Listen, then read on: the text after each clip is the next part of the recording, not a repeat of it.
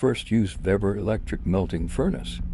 Casting brass lucky shamrock tokens. Carve the parts for the mold out of wood.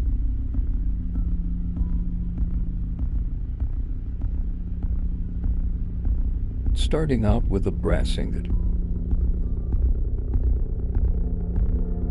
Making the mold using cast iron flask and petrobond. Preheating a second ingot to add to the crucible. The pour is coming up next.